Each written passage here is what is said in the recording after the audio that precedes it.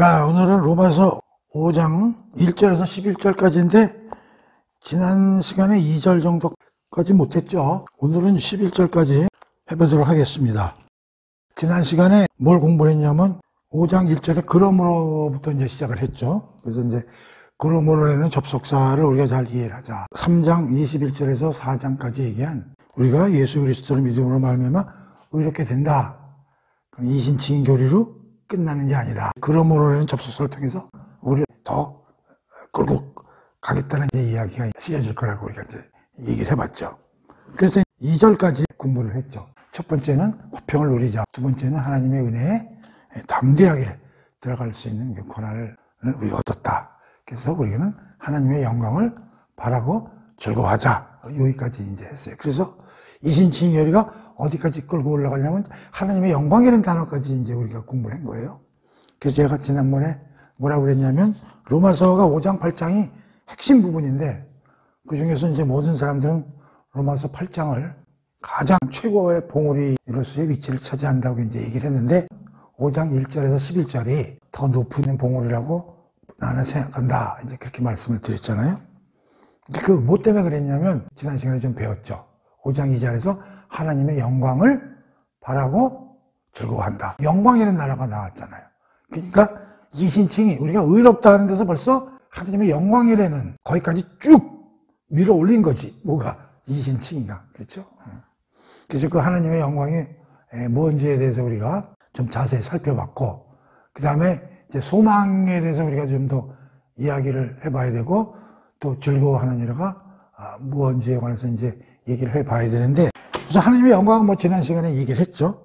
그 안에는 여러 가지 내용이 함축되어 있기 때문에 하나씩 파헤쳐서 살펴볼 필요가 있다고 해서 우리가 좀 살펴봤죠. 그래서 하나님과 예수님 그 자체가 영광됩니다. 그런 분을 우리가 만나는 것 자체가 얼마나 우리가 영광스러운 거냐. 두 번째는 그분을 만나는데 우리가 허접스럽게 만나지는 아마 하나님이 그렇게는 안 하실 거다. 그래서 우리도 뭔가 영화롭게 해서 뭔가 우리도 변화가 돼서 하나님과 예수님의 영광됨을 만나게 해주실 거다. 그래서 우리가 어떻게 변화돼서 영광되게 가서 마지막에는 부활까지 되는 살펴봤고 또 더 중요한 것은 우리가 하나님을 만날 때 하나님께서는 우리를 위해서 많은 걸 준비해 놓으셨을 거다. 첫 번째는 우리가 모든 하나님의 유업을 우리가 받는 상속자로서의 지위를 가질 것이다. 예수 그리스도와 함께한 상속자, joint heirs with Jesus Christ. 그런 선물을 받을 것이고 두 번째는 모든 피조물을 우리가 지배하고 관리하는 지배권 그런 걸 선물로 주실 것이다. 특히 천사들도 다스릴 수 있는 우리 특권을 우리가 하나님이 만들어서 우리를 주실 것이다. 특히 하나님이 최종적으로 완성시키는 하나님 나라, 죄와 사망이 없는 그리고 환난이 없는 그런 나라를 우리에게 주시고 그 안에서 우리를 기쁨과 평강으로 forever 영원히 하나님과 교제하면서 살 수 있는 그런 하나님의 나라를 만들어서 우리 거기 살게 해주실 거라는 어마어마한 선물을 우리에게 주실 것이다 라는 그런 그 뜻이 하나님의 영광 속에 숨어 있다. 그렇게 이제 공부를 했지 않습니까? 그 다음에 이제 바라고라는 거에 대해서 우리가 좀 얘기를 좀 안 해봤는데 오늘 그거부터 좀 시작을 해보겠습니다. 바라다는 게 뭐예요? 소망, 소원이죠. 우리 인간들도 소망이 있죠. 우리도 뭐 바람이 있잖아. 애들한테 물어보니 야, 너 소원이 뭐냐고. 나 뭐 과학자 될래요? 나 뭐 멋진 운동선수가 될래요? 뭐 대통령 될래요? 뭐 여러 가지 이제 꿈들을 갖고 있지 않습니까? 어른들한테도 물어보면 뭐 돈 많이 벌어야죠. 그래서 뭐 좋은 데 살아야죠. 그럼 그런 사람들이 갖고 있는 것도 우리가 소원이라고 부를까요? 우리 크리스찬들은 그런 건 소원이라고 부르질 않습니다. 인간들이 생각하고 뭐가 됐으면 하고 하는 걸 우리는 희망 이런 식으로 표현하는 게 맞다. 그러면 이 희망은 달성이 됩니까? 희망이죠. 되고 싶은 거죠. 됩니까? 뭐 될 수도 있죠. 안 될 수도 있나요? 안 될 수도 있죠. 안 되는 경우가 더 많죠. 그래서 이건 불확실한 것이다. 그건 내 생각이다. 근데 여기 소망이라는 말이 나왔어. 성경에는 소망이라는 말이 많이 나오는데 그건 하나님이 주시는 거지 내가 하는 게 아니에요. 그렇기 때문에 이건 확실한 거예요. 그래서 우리는 이걸 하나님이 보여주시는 소망을 우리는 뭐라고 그래? 비전 그렇게 설명하는 거예요. 이거는 호프 이렇게 설명하는 거예요. 근데 우리는 뭐 보면은 뭐 기업체나 뭐 이런 데서 보면 비전 발표회 뭐 이런 비전을 많이 써. 사실은 틀린 말이죠. 그래서 빌려서 쓰는 거예요. 비전이라고. 원래 비전은 하나님이 짠 하고 보여주시는 게 비전이거든요. 그걸 우리 소망 이렇게 표현하는 거예요. 확실한 거예요. 그럼 우리가 쓰는 비전은 원래 호프라고 쓰는 게 맞는 거죠. 그래서 우리가 소망과 희망, 단어에 대해서도 생각을 해보자는 거지. 사도 바울이 2장에서 하나님의 영광을 바라고 즐거워해라. 바라고 소망. 그거는 하나님이 보여주시는 비전이기 때문에 확실하다는 거예요. 그렇기 때문에 어떻게 돼? 즐거워하라는 거예요. 즐거워하라는 우리 뭘로 해석하자고 그랬어요? 기뻐하라. 자랑하라. 왜? 그 소망은 비전이기 때문에. 하나님의 영광을 우리가 공부했잖아요? 아직 페이스 투 페이스로 우리 손에 아직 완벽하게 잡혀있지는 않지만 비전, 소망 확실한 거기 때문에 어떻게 하라고? 지금 땡겨서 기뻐하고 자랑해라. 지금 우리가 가지는 개인적인 호흡은 앞으로 그렇게 됐으면 좋겠어. 근데 그걸 기뻐합니까 지금? 기뻐하지는 못하죠. 왜? 될지 안 될지 모르니까. 그때 가면 기쁘겠죠. 그러나 사전에 기뻐할 수는 없죠. 그러나 하나님이 주시는 비전은 지금 기뻐할 수 있는 거예요. 왜? perfectly 달성되기 때문에. 오케이? 그래서 우리가 지난 시간에 1절, 2절 공부하면서 조금 미진했던 소망, 즐거워하라는 그 개념에 대해서 좀 다시 살펴봤고요. 자, 오늘은 마지막까지 공부를 해야 되는데 읽어보고 시작하겠습니다. 읽어볼게요. 3절이죠? 이뿐만 아니라 뭐가 또 더 있나 보네? 어디서 끝날 줄 알았는데 1절, 2절에서 끝날 줄 알았는데 하나 더 얘기를 해. 그뿐 아니라 우리가 환난 중에도 즐거워하나니 이는 환난은 인내를, 인내는 연단을, 연단은 소망을 이루는 줄 알미로다. 그러면서 환난 얘기를 싹 들고 나와요. 사도 바울이. 쭉 읽어봅시다. 5절. 소망이 우리를 부끄럽게 하지 아니함은 우리에게 주신 성령으로 말미암아 하나님의 사랑이 우리 마음에 부은 바 됨이라. 우리가 아직 연약할 때 기약대로 그리스도께서 경건하지 않은 자를 위하여 죽으셨도다. 의인을 위하여 죽는 자가 쉽지 않고 선을 위하여 용감히 죽는 자가 혹 있거니와 우리가 아직 죄인 되었을 때 그리스도께서 우리를 위하여 죽으심으로 하나님께서 우리에 대한 자기의 사랑을 확증하였느니라. 그러면 이제 우리가 그의 피로 말미암아 의롭다 하심을 받았으니 더욱 그로 말미암아 진노하시면서 구원을 받을 것이니 곧 우리가 원수 되었을 때 그의 아들의 죽으심으로 말미암아 하나님과 화목되었은즉 화목하게 된 자로서는 더욱 그의 사랑하심으로 말미암아 구원을 받을 것이니라. 그뿐 아니라 이제 마지막에 결론적으로 마무리하는데 이제 우리로 화목하게 하신 우리 주 예수 그리스도로 말미암아 하나님 안에서 또한 즐거워하느니라. 이렇게 이제 11절까지 조금 길어 보이죠? 그래서 이거를 좀 핵심적으로 요약을 해보면 이런 거예요. 3절에서 11절까지. 지금 하나님의 영광에 대해서 엄청나게 얘기를 했잖아요, 우리가. 근데 여기서 이제 환난이라는 얘기가 나와요. 그러면서 뭐라고 사도 바울이 쓰냐면 환난이 오는데 인내 연단 과정을 통해 다시 소망으로 우리를 데려간다 이런 얘기예요. 이렇게 하면서 이 소망을 가지고 뭐라고 하냐면 부끄럽지 않다. 부끄럽지 않다는 자랑스러운 거다. 이렇게 얘기를 해요. 근데 그 이유를 뭘 갖다 대냐면 잘 보세요. 5절이요. 우리에게 주신 성령으로 말미암아 하나님의 사랑이 우리에게 마음에 부은 바 되매니. 뭐라고요? 성령께서 하나님의 사랑이 얼마나 어마어마한 사랑인지를 우리가 체험할 수 있게 해준다는 거예요. 그런 이유로 말미암아 소망은 자랑스러운 거다. 그렇게 얘기를 하는 거예요. 자, 그러면서 6절부터 10절까지 쭉 길이 나오는데 이거는 삽입구문이다, 이해해도 되겠다, 이렇게 생각하시면 돼요. 자, 6절에서 10절까지 뭘 얘기를 하냐면 하나님의 사랑이 정말로 어떤 건지 논증을 해주는 거예요. 다시 말하면 소망이 부끄럽지 않다고 사도 바울이 얘기하면서 그 이유를 첫 번째, 성령께서 알게 해주신다는 거예요. 뭐가? 하나님의 사랑을. 두 번째, 성령께서뿐만 아니라 논증으로 하는 건 우리의 이성과 추론으로 또 하나님의 사랑을 알 수 있다는 거예요. 그러면서 이 논증을 6절에서 10절까지 설명을 해주는 거예요. 이게 오늘 공부할 내용의 중심입니다. 다시 이 흐름을 잘 알아야 돼요. 환난을 들고 나오면서 환난도 즐거워해라. 왜냐? 환난은 인내와 연단 이런 걸 통해서 소망을 확실하게 더 돋보이게 해준다는 거예요. 그래서 이 소망을 우리가 부끄럽지 않게 해야 돼. 이유가 뭐냐면 결국은 하나님의 사랑이야. 하나님의 미친 사랑으로 우리가 소망을 갖고 있기 때문에 이게 자랑할 수밖에 없다는 거지. 근데 그 하나님의 사랑을 우리가 어떻게 느끼느냐? 1. 성령께서 알게 해주신다는 거예요.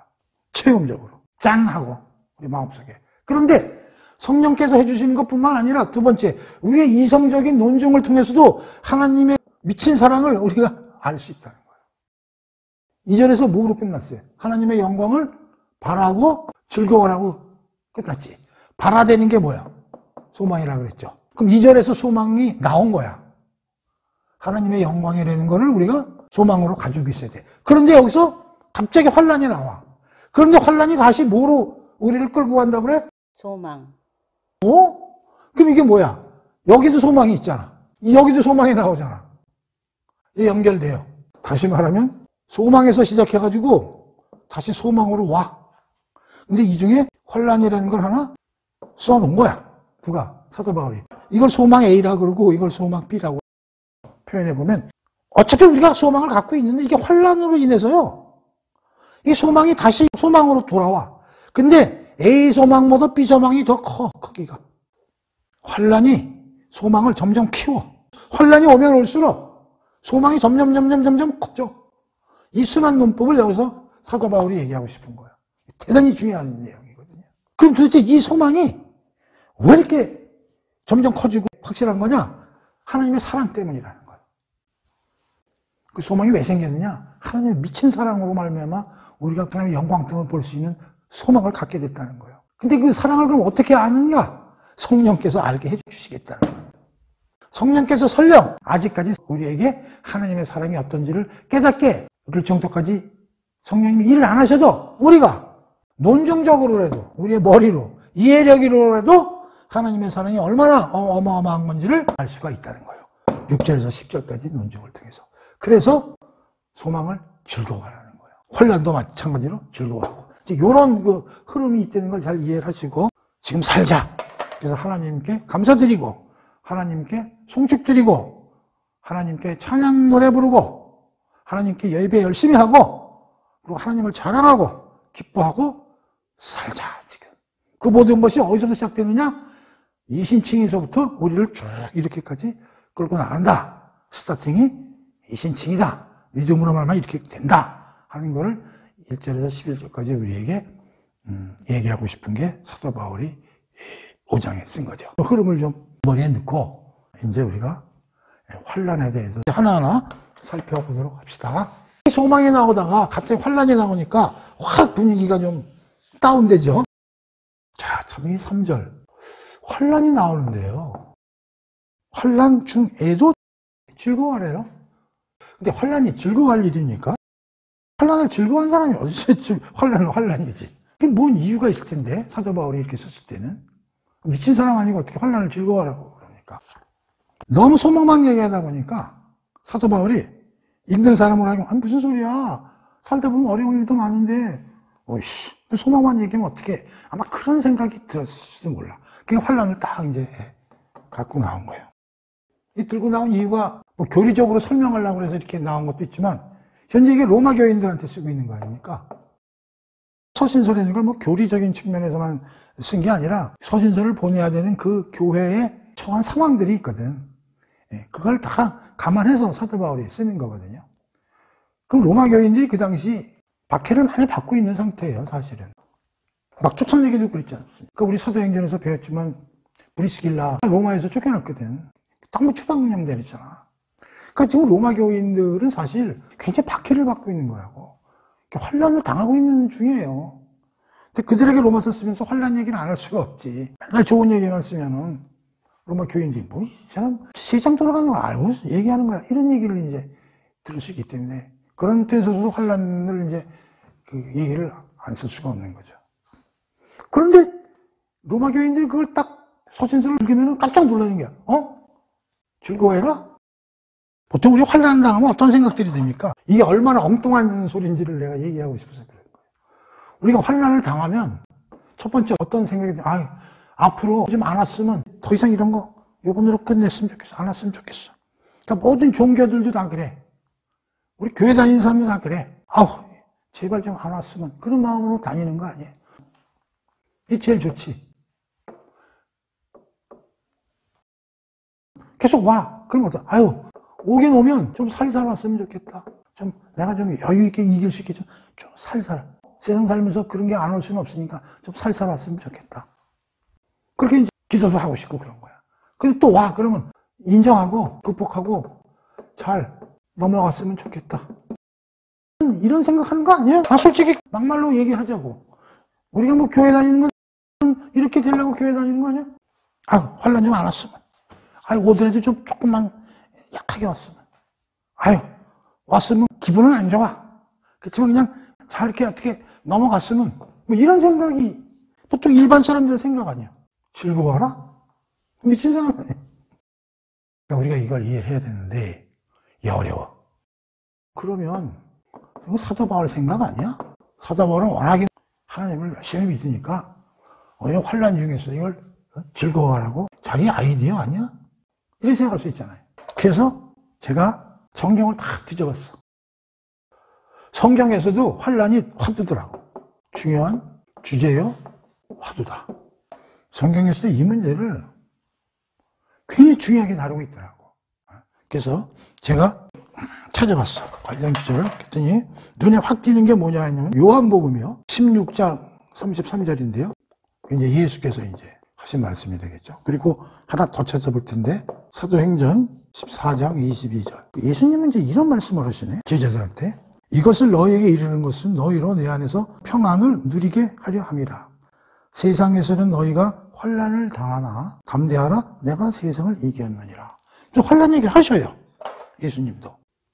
그러면서 뭐라고 그러냐면 담대하면서 세상을 내가 이겼다고 얘기를 해요. 어쨌든 환난이 있을 거라는 얘기를 한다고.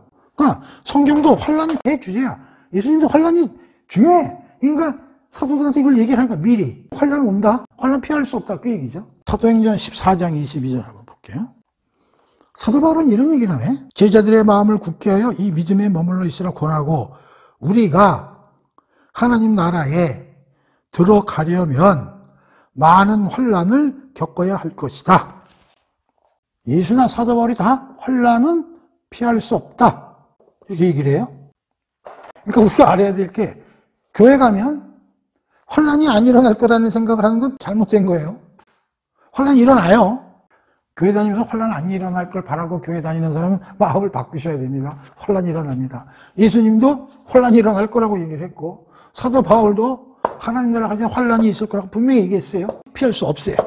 그러니까 성경에서도 환난 문제는 대단히 중요한 문제고 환난은 존재한다는 거예요. 어떻게 대처하고 어떻게 대응해야 되는 게 문제죠. 그렇죠? 근데 지금 사도 바울이 문제를 던졌어. 즐거워하라고. 이게 우리 어렵게 하잖아요. 즐거워해라. 그래서 제가 성경에서 환난에 대한 어떤 기절들이 존재하고 거기에 대해서 어떤 반응들과 어떻게 그거를 받아들이라는지를 내가 다 찾아봤어. 여러분들한테 10개를 내가 찾아줄 거예요. 1번 시편 31편 7절을 찾아볼게요. 정녕 주께서는 나의 고통을 살펴보시고 내 영혼의 아픔을 아셨기에 이 몸은 한결같은 주의 사랑으로 기쁨과 즐거움이 넘쳐 흘렀습니다. 환난이 왔는데 기쁨과 즐거움이 넘쳤대. 이유는 하나님의 사랑을 느꼈기 때문에 환난이 와도 자기는 기쁨과 즐거움을 느꼈대. 다윗이. 다 살펴보고 나서 여기에 대해서 한번 우리가 논의를 해보자고. 자, 두 번째 시편 119편의 143절입니다. 환난과 고통이 나를 뒤엎고 고난과 재난이 나를 사로잡아도 주님의 계명은 나의 기쁨입니다. 나의 기쁨이래. 근데 이유를 뭐라고 설명해? 하나님의 계명이죠. 네 번째 찾아봅니다. 하박국 3장 17절 18절 찾아봅니다. 비록 무화과나무에 싹이 돋지 않고 포도나무에 열매가 없으며 올리브나무에서 추수할 것이 없고 밭에서 거두어 드릴 것이 없으며 우리의 양이 없고 외양간에는 소가 없을지라도 아무것도 없네. 자, 18절. 그럴지라도 나는 주님 안에서 기뻐하렵니다. 나의 구원자이신 하나님으로 말미암아 나는 항상 기뻐하렵니다. 자, 하박국이 기뻐한다고 그러죠. 이유는 뭐예요? 하나님이 구원자이시기 때문에 나는 기뻐한다. 전부 혼란이지. 네 번째, 마태복음 5장 11절 12절 찾아보겠습니다. 나로 말미암아 너희를 욕하고 박해하고 거짓으로 너희를 거슬러 모든 악한 말을 할 때에는 너희에게 복이 있나니 기쁘고 즐거워하라. 하늘에서 너희의 상이 큼이라. 너희 전에 있던 선지자들도 이같이 박해받았느니라. 나로 말미암아 너희가 박해당하고 혼란을 받더라도 어떻게 하라고? 기쁘고 즐거워하라는 거죠. 이유는 뭐야? 하늘에서 너희의 상이 크다. 다섯 번째 사례 찾아봅니다. 사도행전 16장 23절에서 25절을 찾아보겠습니다. 전도하다가 사도들이 옥에 갇힌 거 잡읍시다. 많이 친 후에 많이 두들겨 맞은 거지. 옥에 가두고 간수들이 지키고 있는 게 옥문을. 그가 그러한 명령을 받아 그들을 깊은 옥에 가두고 갇혔단 말이에요. 지금 사도들이. 그 발을 착고에 든든히 채웠더니 그 수갑같이 발에다 채우는 걸로 이제 다 채웠어. 25절 한밤중에 바울과 실라가 기도하고 하나님을 찬송하며 지금 얘네들은 옥에 갇혔다고. 근데 지금 뭘 하고 있어? 찬송하고 있잖아. 기도하고. 혼란이 왔는데. 여섯 번째 찾아봅니다. 로마서 5장 3절. 이거 지금 우리가 공부하고 있는 거잖아. 그렇죠? 여기서 사도 바울이 혼란, 즐거워라죠. 7번 보겠습니다. 고린도 후서 6장 10절.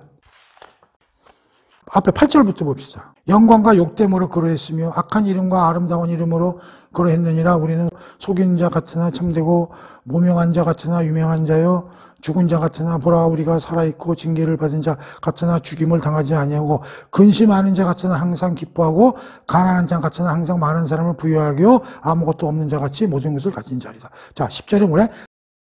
근심하는 자 같으니 항상 기뻐하라. 자, 여덟 번째 찾아보겠습니다. 히브리서 10장 34절. 너희가 갇힌 자를 동정하고 너희가 소유를 빼앗기는 것도 기쁘게 당하라. 재물이나 뭐 이런 게 빼앗기는 거예요. 손해가 오는 거지. 그런데 어떻게 하라고 그래? 기쁘게 받아들이라는 거죠. 이유가 뭐야? 더 낫고 영구한 소유가 있다는 게 뭐야? 앞으로 향후 우리가 받을 소망이 크므로. 그렇죠? 자, 9번. 야고보서 1장 2절 4절. 2절부터 읽어볼게요. 내 형제들아 너희가 여러 가지 시험을 당하거든 기뻐하라. 이는 너희의 믿음의 시련이 인내를 만들어주는 줄 너희가 알미라. 인내를 온전히 이루라. 이는 너희로 온전하고 구비하여 조금도 부족함이 없게 하려 함이라. 자, 여기서 뭐라 그래? 믿음의 시련, 혼란, 시험, 기뻐하라. 이유는 뭐라? 이 시련이 이 인내를 통해서 너희들이 온전하게 성장할 수 있기 때문에 시험과 혼란을 기뻐하라. 그런 얘기죠. 자, 10번 베드로 전서 4장 12절 13절이요. 사랑하는 자들아 너희를 연단하려고 오는 불시험을 이상한 일 당하는 것 같이 여기지 말라. 오히려 너희가 그리스도의 고난에 참여하는 것으로 즐거워하라. 이는 그의 영광을 나타낼 때 너희로 즐거워하고 기뻐하게 하려 함이라. 자, 여기서 뭐라고 그랬어요? 불시험을 이상한 것으로 여기지 말라는 거죠. 그러면서 즐거워하고 기뻐하라. 왜 기뻐하라고 그래? 성령께서 너희를 보살피고 지키심이라. 자, 10개 찾아봤어요. 더 있습니다. 그런데 그만 찾을 거예요. 내가 이걸 왜 찾았느냐? 우리가 성경 공부를 하면서 지금 로마서 공부를 하니까 로마서만 보잖아요. 그리고 여러분들이 성경을 다 이거 모르시잖아요. 이게 성경을 어떻게 다 읽습니까? 그러면 여기서 사도 바울이 환난을 즐거워하라고 얘기를 했는데 이렇게 생각하는 사람이 많을 거라고. 사도 바울 네가 모르는 소리 아니냐? 너 지금 내 입장 대봤어? 나 힘들어 지금 교회 다니는데 즐거워하는 얘기를 그렇게 쉽게 쓸 수 있는 거야 네가? 이렇게 생각하는 사람이 있을 수 있단 말이에요. 그래서 내가 얘기하는 거예요. 도대체 사도 바울만 이런 소리 하는 건가? 다 찾아본 거예요. 많아요. 보세요. 즐거워하는 기절만 다 뽑은 거야 이게. 자, 그런데 봐요. 바울은 이제 지금 이 얘기를 하고 있는 게 아니잖아. 구약에 있는 다윗도, 하박국 선지자도, 이거 복음서를 쓰는 마태도, 베드로도, 야고보도, 히브리서 저자도 전부 이 얘기를 하고 있다는 얘기죠. 야, 그러면 이게 다시 한번 생각해 봐야 되겠다, 우리가. 도저히 즐거워할 수 없는 게 환란인데 그거를 즐거워하고 기뻐하라고? 그럼 크리스천은 뭔가 환란에 대해서 좀 다시 한번 생각해 봐야 되겠네? 그런 생각을 해야죠. 그러면서 여기 전부 뭐라고 되어 있냐면 이유를 1. 하나님의 사랑, 2. 하나님의 계명이니까 하나님의 말씀이죠. 그 다음에 뭐요? 하나님의 구원자이심에 대한 확신. 4번. 앞으로 다가올 하나님 나라에서 상급이 크다.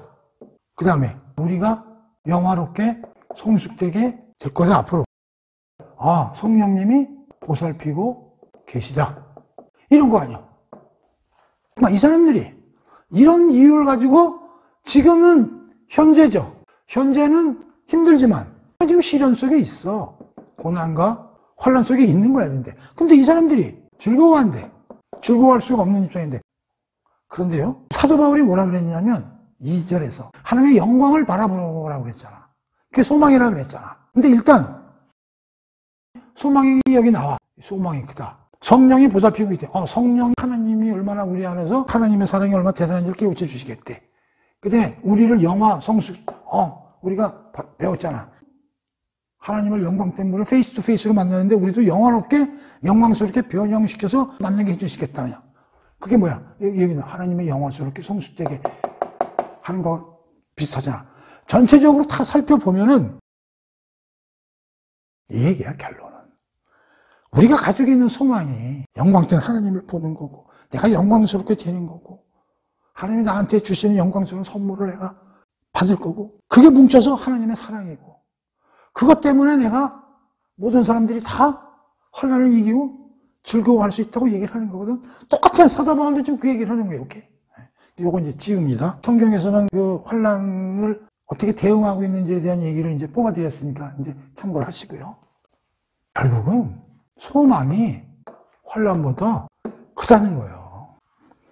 그래서 2절에서 하나님의 영광을 사도 바울은 한 줄로 썼지만 내용이 어마어마한 줄 우리가 모르기 때문에 내가 쫙 지난 시간에 뽑은 거예요. 그래야 그게 소망하고 연결이 되지. 어마어마하잖아요. 이 하나님의 영광이. 그걸 바라는 거 아닙니까? 근데 그게 지금 우리가 겪고 있는 환난하고 비교를 해보라 이런 얘기지. 여러분들이 환난으로 지금 고민하고 잃고 있는 게 뭐냐는 거지. 돈 얼마나 잃고 있는데. 권세? 직장에서 지금 대기업에 있다가 쫓겨난 거예요. 어디 뭐 이사로 있다가 쫓겨난 거예요. 명예? 그래, 어디 국회의원 선거나 가서 떨어졌어? 그래서 명예가 타락했어? 암 걸렸어? 열심히 치료받고 해봐, 최대한대로. 그럼 안 되면 죽어. 일반인은 죽으면 끝이지. 우리는 다시 살아나잖아, 부활의 생명으로. 근데 문제는 뭐냐? 이놈의 소망이 돈으로 환산이 안 된다는 거야. 우리는 이게 다 돈으로 환산이 돼. 그 차이야. 내가 보면 병원 다녀야 되고, 내가 실직 가면 인컴 안 들어오고, 당장 라면 사 먹을 돈이 없어. 뭐 이런 거지. 놀러 갈 돈이 없고. 그게 다 돈으로 계산이 돼. 근데 이거 한번 보자고. 하나님의 영광됨을 만나는 게 돈으로 얼마야? 계산이 안 돼. 내가 죄와 사망에서 벗어나고, 사탄에서 벗어나고, 하나님의 진노에서 벗어나고, 그 계산이 안 돼, 돈으로. 그 하나님의 나라에 내가 앞으로 참여할 텐데, 그놈의 나라가, 물론 뭐 고난도 없고, 고생도 없고, 눈물도 없고, 근데 그거 아직 나한테 안 온 거 아니야. 당장 지금 통장에서 마이너스가 지금 나가고 있는데. 그거거든요. 그거 아니에요? 맞아요. 성경 공부한다고 해서 내가 이 환란을 우습게 보고 그런 거 아니에요. 알아요. 힘든 사람들 다 안다고. 근데 중요한 게 하나 있어. 우리가 성경 공부를 하면서 항상 우리가 놓치고 있는 게 시간이야, 시간. 기도하면 빨리 답을 받아야 돼. 대한민국 사람의 특성이 빨리빨리라며. 빨리. 하나님이 답을 잘 안 해주셔. 우리 4장에서 아브라함의 믿음을 배웠지만 애기 준다고 그러고 몇 년 뒤에 준 줄 아세요? 이삭을. 그 중간에 도저히 못 참으니까 하갈 종을 넣어가지고 그 이스마엘이 태어나고 그런 거 못 참단 말이야. 근데 하나님은 길게 보시거든요. 자, 잘 보세요. 여러분 환란이 몇 년 동안 옵니까? 그래, 내가 태어나기를 힘들게 태어났어. 엄마 잘못 만났어. 흑수저에 만났어. 힘들어. 의학이 좋아가지고 오래 살아. 그냥 90까지 산다고 칩시다. 환란 90년이야. 최대. 태어날 때부터 하여튼 힘들어. 그럼 최대 90년 고난이야. 그쵸? 이건요. forever잖아. 영생이잖아.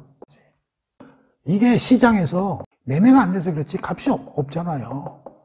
프라이스리스가 뭐예요? 값이 없는 거니까 매우 귀중한 거 아니에요. 하나님이 주시는 선물을 시장에서 매매가 안 되는 대상이라 우리가 가치가 안 되는 거지만, 그럼 또 돈으로 환산해보자고. 하나님이 우리를 이렇게 만드는 건 공짜지만 하나님은 예수 죽였잖아. 예수 피를 환산해보자고. 돈으로. 예수가 돈으로 얼마짜리 인생이야? 그거 주고 산 거 아니야? 원래를. 이런 걸 생각해 보시라 그런 얘기예요. 왜 시간 개념을 생각을 안 해? 시간을. 90년. 길지. 길어요. 이건 더 길어. 이거는 더 길다고. 이거 포기할 거요? 이거 힘들다고 도둑질하고 사람 죽이고 그래가지고 여기서 좀 편하자고. 그 편해봐야 몇 년 편해질 것 같아. 그러니까 부잣집에 태어나도 30살까지 공부해야 되고, 지가 나가서 돈 버는 건 한 20, 30년밖에 안 돼. 그거 하자고 하느님 말씀대로 안 살고 세상의 유혹대로 살아. 그래서 여기서 한 3, 40년 편하게 살고자 하고 이거 포기해. 이거 아니잖아요. 여기저기 힘들더라도 이거는 잡아야지. 이거는 잡아야 되잖아. 그러니까 성경의 믿음의 사람들은 이걸 잡는 거지. 이거를 포기하고. 지혜가 있는 거지. 지혜가. 잠언 3장을 한번 열어보세요. 3장에 보면 토제목이 뭘로 나와 있어요? 지혜를 얻는 자가 누릴 복. 3장 11절 12절 한번 보세요. 내 아들아 너는 주님의 훈계. 주님의 훈계가 뭐야? 야단치는 거잖아. 훈련이죠. 시험이란 말이야.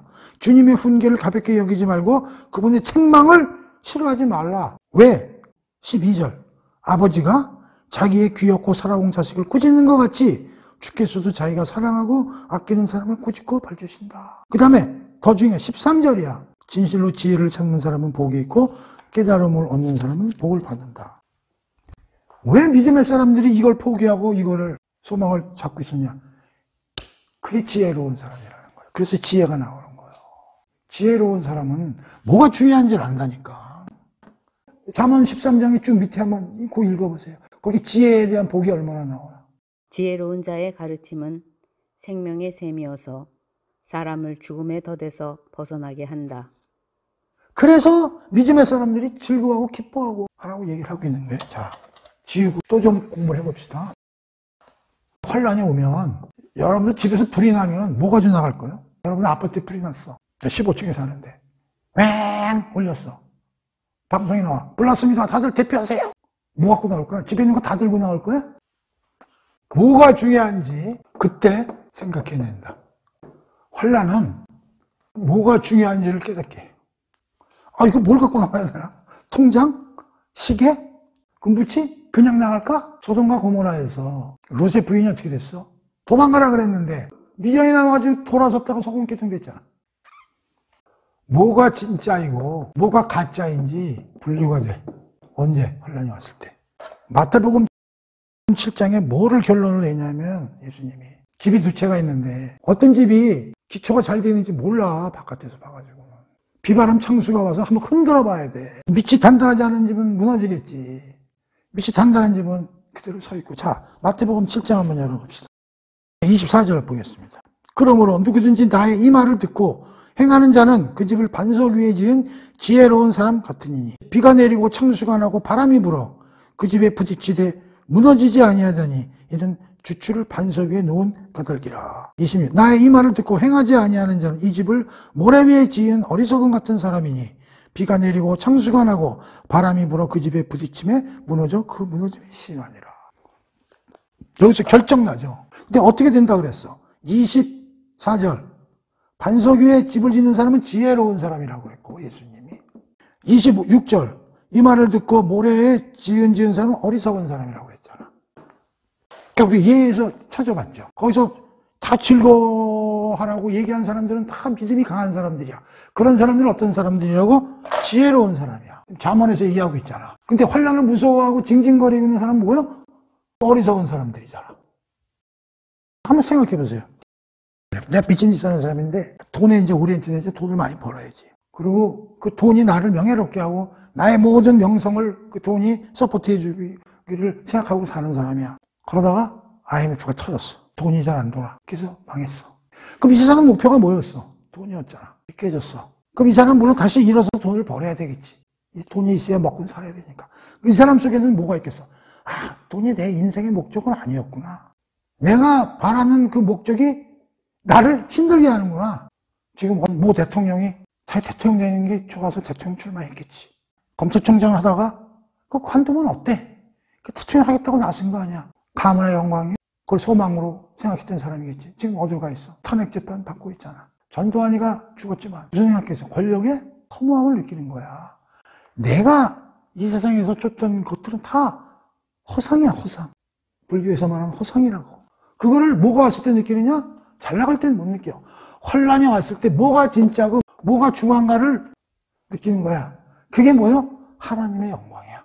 2절에서 얘기하는. 하나님이 지금 준비해 놓으신 이것은 누구도 부실 수 없는 확실한 거고 누가 뺏어갈 수도 없는 거야.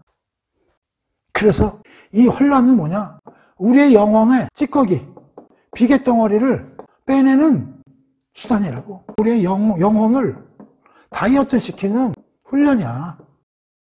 그래서 사도 바울이 강하게 얘기하는 거야. 혼란을 즐거워하라는 거야. 그래서 사도 바울은 뭐라냐면 혼란이 우리를 인내하게. 인내라는 게 무슨 뜻이에요?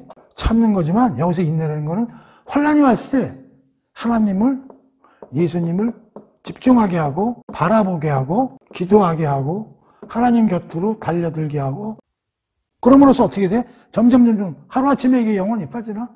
계속 이걸 오래 하다 보면 연단이 된다는 건 뭐냐면 영혼이 단단해진다는 거예요. 기름기가 싹 빠져서 튼튼하게 된다는 거예요. 뭐가 옳고 그런 거를 명확히 구별할 수 있는 지혜가 늘어나고 성숙도가 늘어나고 하나님을 더 많이 알고 앞으로는 어떤 유혹이 오더라도 과거와 같이 빠지지 않고 단단하게 돼가지고 이걸 어디를 끌고 가냐면 소망으로 끌고 가는데 앞에 2절에서 나왔던 소망을 그레이드업 시킨다는 거예요. 연단으로 말하면. 이 소망이 점점 커져. 왜? 이 소망이 처음에는 요만한 걸로 알았는데 환란으로 시험을 당하고 영적 다이어트가 되고 뭐가 귀중한 건지를 알게 되고 점점 나이가 들게 되고 신앙생활하면서 야, 세상은 이거 뭐 그렇게 중요하지 않네. 근데 하나님이 주신 데는 소망을 옛날에 요만큼 생각했는데 이게 금덩어리 같이 엄청난 거라는 걸 점점 이렇게 소망이 점점 커져.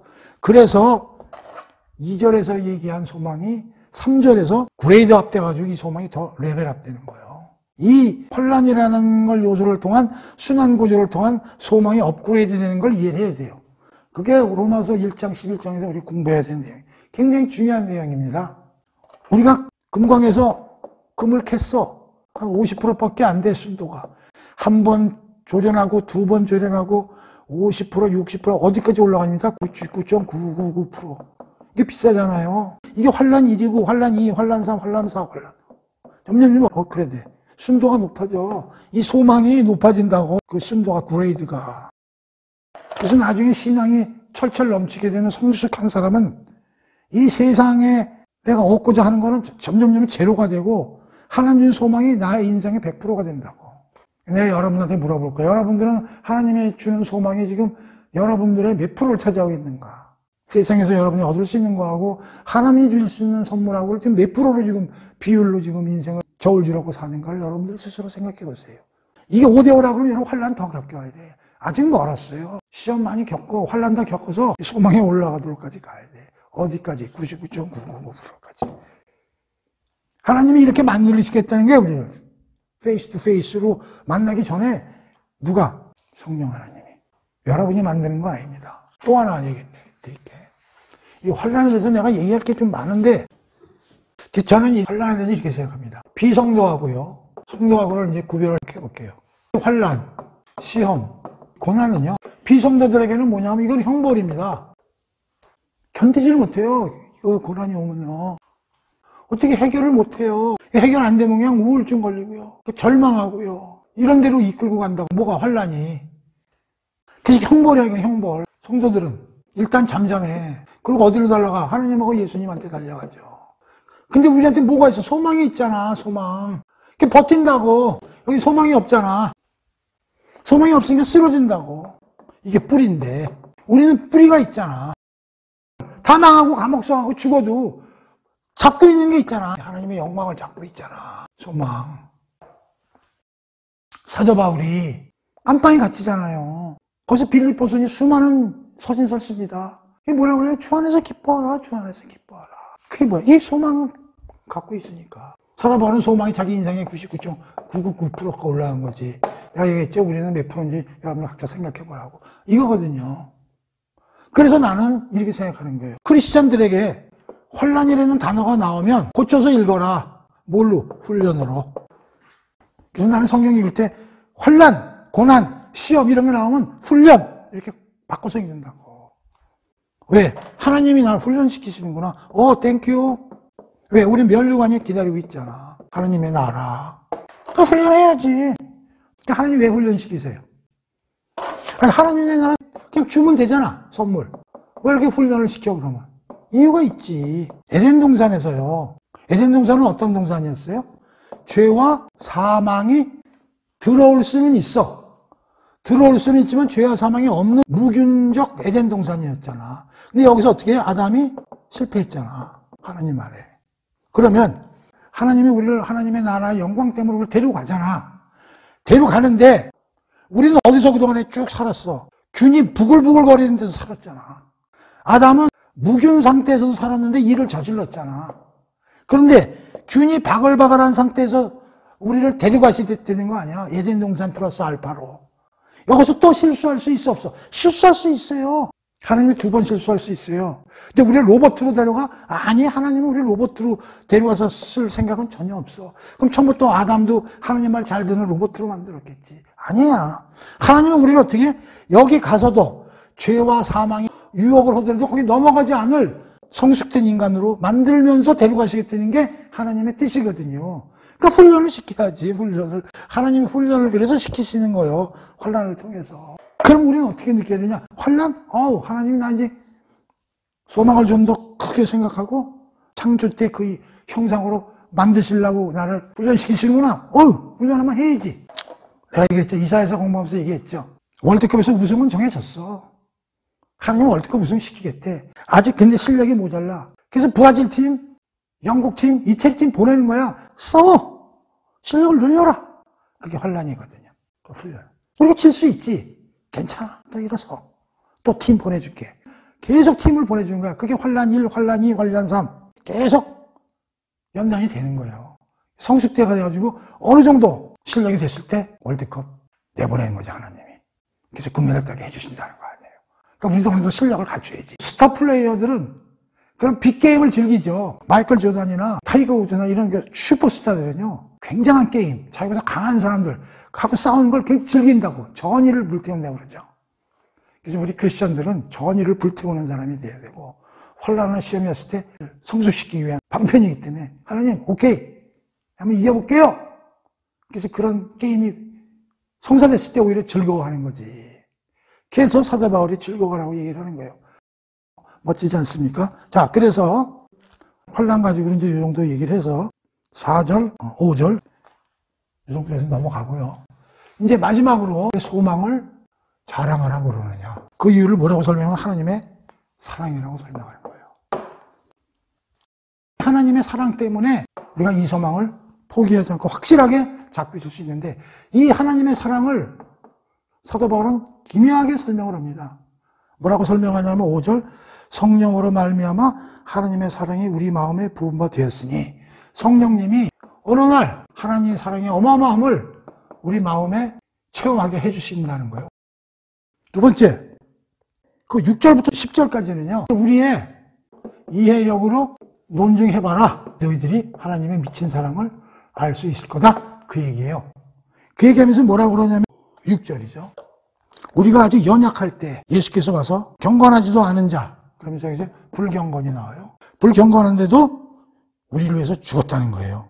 그 다음에 7절은 의인을 위하여 죽는 자가 쉽지 않고 선인을 위하여 용감히 죽는 자가 혹고 있고. 이건 뭐 우리 세상사를 얘기하니까 이건 뭐 그렇게 중요하지 않고. 자, 8절 우리가 죄인 되었을 때 그리스도께서 우리를 위하여 죽으심으로 하나님께서 우리에 대한 자기의 사랑을 확정하셨느니라. 자, 이럴 때 죽으셨다는 거예요. 그래서 우리 의로 만드셨다는 거예요. 9절 그러면 이제 우리가 그의 피로 말미암아 의롭다 하심을 얻었으니 더욱 그로 말미암아 진노하시면서 구원을 받을 것이니. 자, 그러면서 9절에서 더욱이라는 말을 머리에 넣어야 돼요. 더욱. 10절에도 더욱이라는 말이 나오고, 마치 뭐하는 뜻이죠, 영어로. 비교급이죠. 자, 봅시다. 우리가 연약하다는 아무것도 못하는 어린아이로 생각하면 돼. 환난이나 뭐 어려운 거나 뭐가 생겼을 때 그걸 해결할 수 있는 그 능력이 하나도 없는 거야. 그런 거고. 불경건하고 뭐 하나님을 아예 등지고 살고, 죄만 짓고 사는 이러한 때에 예수를 보내서 우리를 살리셨다면 그게 9절이죠. 더욱 마치 뭐 하나님의 진노하시면서 구원을 받을 것이니 이게 뭐야? 마지막 심판 때 우리를 천국으로 보내주시지 않겠느냐. 우리가 이럴 때도 이런 일을 하셨는데 이렇게 살려놓고 우리를 그럼 이때까지 다시 또 지옥으로 보내실 거야? 아니지 않느냐. 그런 얘기고요. 10절은 뭐냐? 원수 되었을 때야, 원수. 원수 되었을 때 하나님이 뭘 했냐면 아들의 죽으심으로 말하며 하나님과 화목하게 했은즉 화목하게 된 자로 우리를 화목하게 하신 거야, 원수일 때. 근데 여기서 마치 뭐야? 비교급으로 더욱 뭘 하시겠다는 거예요? 그의 살아나심으로 말미암아 구원받을 줄 알 거냐. 그의 살아나심, 예수 그리스도를 살리셨지 않냐. 살리셔서 우리를 그 안에다 집어넣어 놓으셨는데 이 구원은 확실하고 안전한 거 아니겠느냐. 그 얘기예요. 머릿속으로 한번 생각해봐라.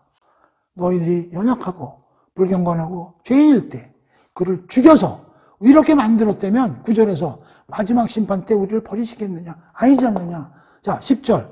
우리가 원수일 때, 원수라는 건 뭐야? 아예 하나님하고 전쟁 상태였다는 거지. 연약한 불경건함 없어서 하나님과 완전히 전쟁 상태를 벌이고 있는 그런 상황에서 아들을 불려서 이렇게 하고 화목하게 해놨는데 여기서 다시 예수 그리스도 살려. 죽였다가 살려. 살리겠어, 예수를. 예수 그리스도의 죽음으로써 화목하게 돼가지고 그를 살리심으로써 우리를 예수 그리스도의 안에 집어넣어 놓으신다면 그 마지막 구원에 완벽한 구원이 이루어질 거 아니겠느냐. 그런 얘기죠. 그러면서 11절. 그러니까 하느님 안에서 즐거워하라. 그렇게 하면서 11절을 마무리를 하는 겁니다. 이해하시겠죠? 왜 환난을 즐거워해야 돼? 소망이 늘어나니까. 근데 그 소망을 즐거워해야 돼. 왜? 두 가지로. 성령이 우리 안에서 일을 하셔서 하나님의 사랑을 알게 해주신다. 또 설령 성령님이 체험하게 못 해주시더라도 이론적으로 보더라도 우리를 죽이셔서 또 화목하게 하셔서 또 살리셨으면 마지막 심판, 구원은 확실한 거 아니겠느냐. 그러니 하나님을 즐거워하라. 그런 얘기죠. 그럼 이제 마지막으로 하나 남았어요. 사도 바울이 지금 1절에서 11절까지 이런 얘기를 했단 말이에요. 이신칭의로부터 이렇게 우리를 하나님이 끌고 가실 거다. 자, 지금 1절에서 11절까지 뭐로 처음에 시작합니까? 화평으로 시작하죠. 화평을 누리라. 그리고 뭐로 끝나요? 기뻐하라. 기쁨으로 끝나죠. 근데 왜 우리는 화평과 기쁨을 못 누릴까? 이게 우리의 현재 위치죠. 지금 교회 다니면서 이걸 누리는 사람도 있어. 근데 못 누리는 사람도 있을 수 있어. 그럼 못 누리는 사람은 왜 나는 못 누리고 있는지를 생각을 해봐야 될 거 아니에요. 그래서 제가 항상 얘기하는 게 그리스도인은 평강과 기쁨을 누려야 되고 항상 서신서에 보면 사도 바울이 예수 그리스도 안에서 평강과 기쁨을 누려라. 항상 그런 덕담을 하잖아요. 이게 여기서 다 나오는 거야. 평강과 기쁨. 그럼 우리는 왜 현재 위치에서 이걸 못 누리느냐? 못 누리는 사람들의 이유는 뭘까요? 1. 이신칭의 교리를 잘 모르는 거야. 이신칭의의 결과라서 쭉 이 얘기를 하고 있는데 이신칭의의 내용을 잘 모르기 때문에 그러는 거라고. 그럼 왜 몰라 이건? 공부를 안 하는 거지. 그래서 성경 공부를 하는 거예요. 두 번째. 하나님의 영광을 바라보고 소망해야 되는데 하나님의 영광이 뭔지를 몰라. 그냥 하늘에 있으니까 대단한 분이지. 이거 세분화해서 이걸 알아내야지. 그걸 어떻게 알아? 이것도 공부해야지. 세 번째. 근데 모두 다 하나님의 사랑이 다 이유라는 거 아니야. 그럼 하나님의 사랑을 체험해야지. 하나님 미친 사랑을. 그럼 두 가지라 그랬잖아. 성령이 가르쳐 주시거나 논리, 추론, 우리 이해력을 바탕으로 알아야지. 이것도 공부지. 그런데 성령님이 내가 원한다고 해줘요? 아니지.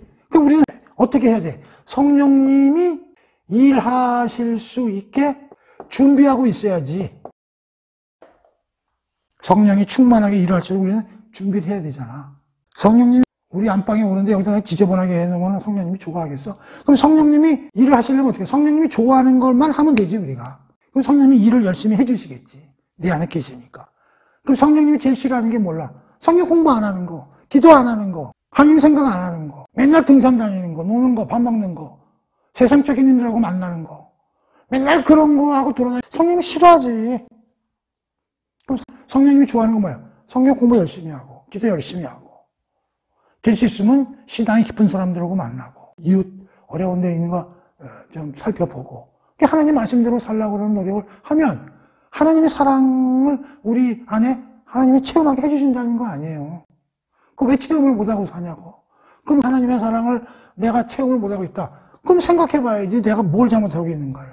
또 하나, 하나님이 날 의롭게 하셨다고 그랬는데 난 아직도 그 의로운 것 같지가 않아. 루터같이. 오늘도 또 친구 좀 속이고 좀 뒤통수도 좀 쳤거든. 그러고 이제 집에 들어왔는데 사실 그렇게 하면 안 되는 건데 내가 좀 심한 것 같아. 근데 하나님은 의롭다고 그러거든. 근데 난 내가 안 의로운 것 같아. 이게 뭔가 하나님한테 죄진 것 같고. 그런 생각 하지 말라는 거예요. 하나님은 의롭다고 이미 무죄 판결을 냈다니까. 언제? 2000년 전에 예수님이 십자가에서 죽을 때. 근데 왜 이렇게 불안해하냐고. 잘못했지. 그러면 그냥 회개 한번 딱 해. 하나님 잘못했습니다. 요다음부터는 좀 안 할게요. 근데 하나님은 이렇게 하셨죠. 봐주세요. 그렇게 살면 돼. 근데 그걸 계속 마음속에 자학을 하고. 그럼 그때 사탄이 껴가지고 그래. 너는 개 같은 놈이라 하나님이 너 싫어해. 성경에 쓰여있는 거 그거 너 같은 놈을 대상으로 그 이신칭이 얘기한 거 아니니까 넌 대상 아니라니까 이런 생각이 든다고. 사탄이 있고요. 절대 그거 넘어가면 안 돼. 잘못했습니다. 한번 시험에 넘어갔으니까 요즘에 열심히 살게요. 근데 오늘 한 일은 하나님 회개합니다. 그래서 우리가 뭐라고 그러냐면 회개를 넘어가지 말라는 거예요. 우리가 다윗은 눈물로 회개를 해가지고 침대에 머리를 적신 사람이라고 그러지만 너무 회개하면 우리가 진도가 안 나가. 그러니까 회개 좀 덜하고 씩씩하게 죄 짓더라도 또 뻔뻔하게 또 열심히 살게요. 아니면 기도하고 환난을 즐거워하면서 성령이 좋아하신 일 열심히 하면서 살아나가야 된다. 그래서 왜 우리가 화평과 기쁨을 못 누리는가? 하나님 안 믿는 사람들이요, 가짜 가지고 좋아한다고. 화평의 가짜가 뭐야? 편안함이라니까. 기쁨의 가짜는 즐거움이라니까.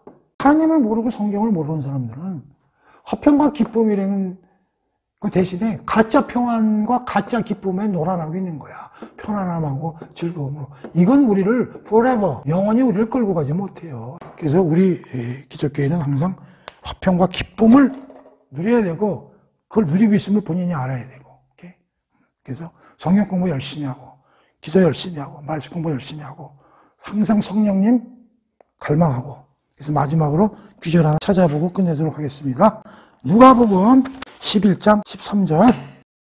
너희가 악할지라도 좋은 것을 자식에게 줄 줄 알거든 하물며 너희 하늘 아버지께서 구하는 자에게 성령을 주시지 않겠느냐 하시니. 아무리 악한 놈도 자기 자식한테는 좋은 걸 준다는 거예요. 하물며 하늘 아버지께 우리가 구하는데 좋은 거, 여기서 뭐라고 그랬어요? 성령을 주시지 않겠느냐. 그러면 어떻게 돼? 하나님의 사랑이 우리 안에 어떤 것인지를 깨닫게 해주신다는 거. 그래서 오늘 1절에서 12절까지 공부를 끝냈습니다. 잘 묵상하셔서 이게 왜 로마서의 최고 봉우리의 8장 위에 위치하고 있는지를 여러분들이 만끽했으면 좋겠어요. 묵상을 통해서. 다음 시간에는 12절부터 공부를 하도록 하겠습니다.